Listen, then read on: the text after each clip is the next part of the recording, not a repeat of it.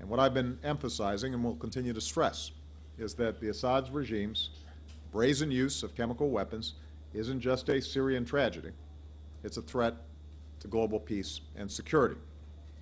Syria's escalating use of chemical weapons threatens its neighbors: Turkey, Jordan, Lebanon, Iraq, Israel. It threatens to further destabilize the Middle East. It increases the risk that these weapons will fall into the hands of terrorist groups. But more broadly, it threatens to unravel the international norm against chemical weapons embraced by 189 nations, and those nations represent 98% of the world's people. Failing to respond to this breach of this international norm would send a signal to rogue nations, authoritarian regimes, and terrorist organizations that they can develop and use weapons of mass destruction and not pay a consequence. And that's not the world that we want to live in. This is why nations around the world have condemned Syria for this attack and called for action. I've been encouraged by discussions with my fellow leaders this week. There is a growing recognition that the world cannot stand idly by.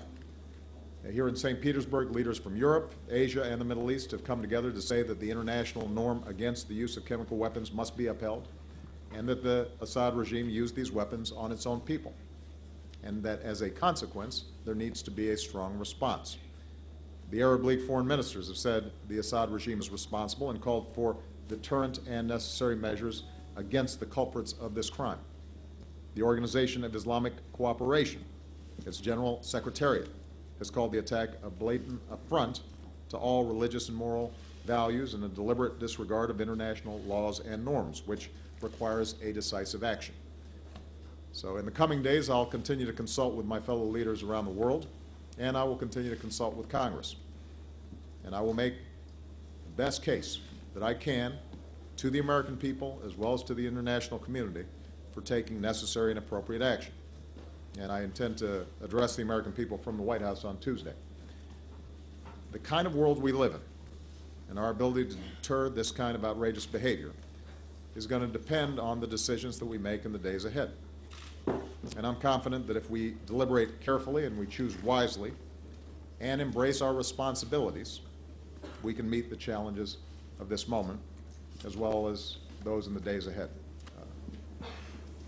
It was unanimous that chemical weapons were used, a unanimous conclusion that chemical weapons were used in Syria.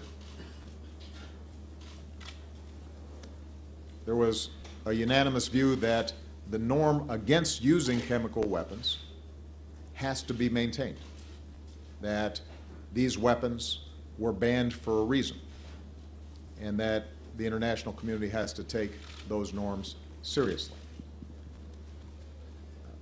I would say that the majority of the room is comfortable with our conclusion that Assad, the Assad government, was responsible for their use.